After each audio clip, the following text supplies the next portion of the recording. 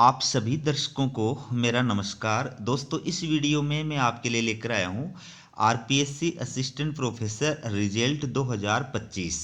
चलिए वीडियो की शुरुआत करते हैं। आप देखिए, राजस्थान लोक सेवा आयोग अजमेर के द्वारा ये अभी अभी जो है सहायक आचार्य यानी असिस्टेंट प्रोफेसर भर्ती 2021 जो चिकित्सा विभाग के तहत विज्ञापन जारी किया गया था 2021 के अंदर।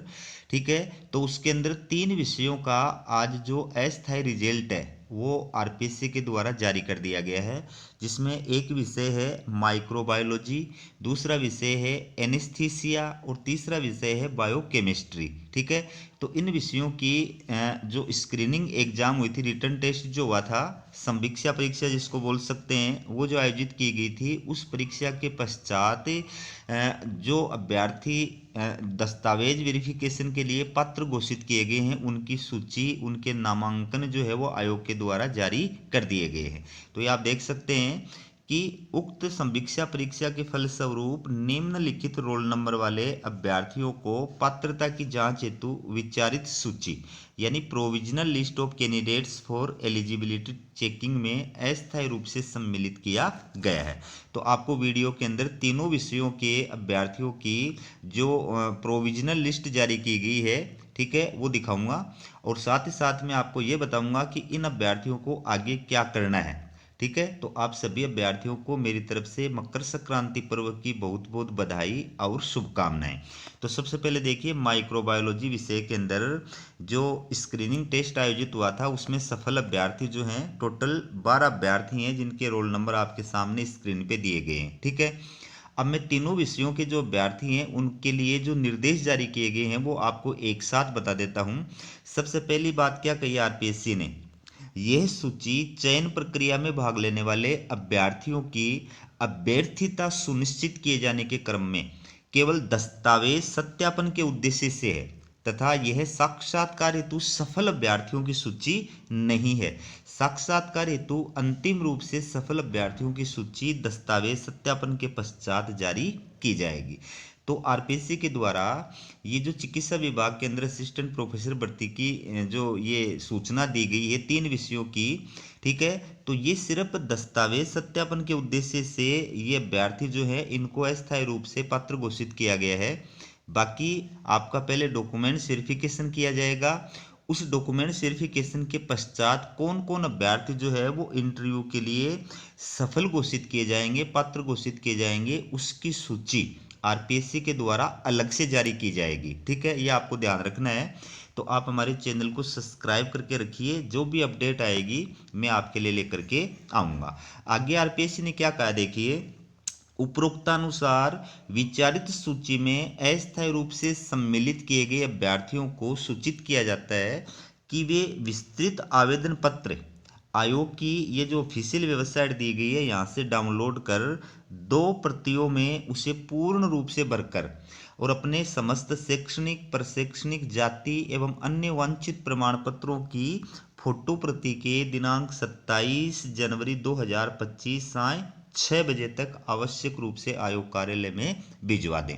तो तीनों विषयों के जो अभ्यर्थी हैं जिनको दस्तावेज वेरिफिकेशन के लिए अस्थायी रूप से आरपीएससी ने पत्र घोषित किया है, उन अभ्यर्थियों को क्या करना है, ध्यान से सुनना। ये आरपीएससी की ऑफिशियल वेबसाइट है, यहाँ से आपको विस्तृत आवेदन पत्र जो है वो 2 प्रतियों के अंदर डाउनलोड करना है और इस विस्तृत आवेदन फॉर्म को पूरी तरह से फिलअप करना है। इस विस्तृत आवेदन फॉर्म के अंदर ही आपकी वो जो है चेक लिस्ट दी गई है, सूची दी गई है, कौन कौन से डॉक्यूमेंट्स आपको साथ में लगाने हैं उसकी पूरी लिस्ट दी गई है। ठीक है, तो उसी के अकॉर्डिंग सभी डॉक्यूमेंट्स विस्तृत आवेदन फॉर्म के साथ आपको जो है अटैच करने हैं। सभी डॉक्यूमेंट्स की सेल्फ अटेस्टेड फोटोकॉपी उसी सीरियल नंबर से आपको जो है लगानी है और जितने डॉक्यूमेंट्स उसके अंदर दिए गए हैं उसके अलावा अगर आप कोई डॉक्यूमेंट्स और लगा रहे हो तो लास्ट में क्रमांक नंबर डाल करके और उनका नाम आपको उस चेक लिस्ट के साथ लिखना है, सूची के साथ में लिखना है, उसी सीरियल नंबर से वो डॉक्यूमेंट्स आपको आवेदन फॉर्म के साथ में लगाने हैं।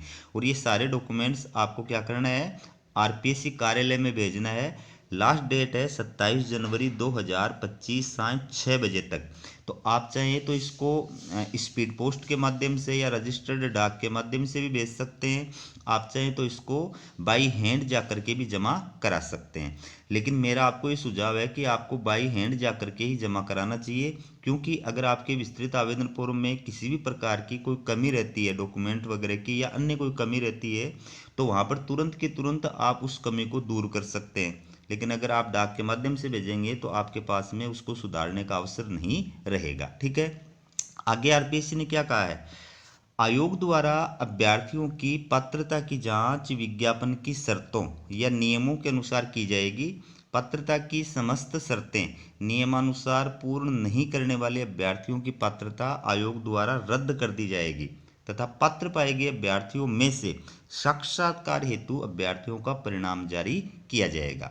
तो विज्ञापन की शर्तों के आधार पर आप उस पद के योग्य हैं या नहीं है, ये दस्तावेज का जो है चेक करने के बाद में और रिजल्ट जारी किया जाएगा। जिन अभ्यर्थियों को आरपीएससी इंटरव्यू के लिए पात्र घोषित करेगी उनकी सूचना, उनका रिजल्ट आरपीएससी के द्वारा अलग से जारी किया जाएगा। ठीक है, तो उसके पश्चात आपका जो है इंटरव्यू आयोजित किया जाएगा। ठीक है, तो अब बाकी दो विषय जो हैं उनका जो रिजल्ट है वो भी आप देखिए। ये आप देख सकते हैं, राजस्थान लोक सेवा आयोग असिस्टेंट प्रोफेसर भर्ती 2021, विषय का नाम है बायोकेमिस्ट्री। ठीक है, तो इसके अंदर संवीक्षा परीक्षा के पश्चात किन किन अभ्यर्थियों को पात्रता की जांच के लिए विचारित सूची में शामिल किया गया है, उनके रोल नंबर जो है आपके सामने स्क्रीन पे दिए गए हैं। इस विषय में भी टोटल 12 अभ्यर्थियों को जो है दस्तावेज सत्यापन के लिए पात्र घोषित किया गया है। ठीक है, तो ये निर्देश हैं जिनके बारे में मैंने विस्तार से आपको बताया है। अब तीसरा विषय आप देखिए, ये आप देखिए राजस्थान लोक सेवा आयोग के द्वारा अभी अभी जो है सहायक आचार्य भर्ती 2021, विषय है एनेस्थीसिया। तो इसका भी जो है पात्रता की जांच के लिए जो विचारित सूची में शामिल किए गए अभ्यर्थी हैं उनका जो डिटेल है वो आप अपनी स्क्रीन पे देख सकते हैं।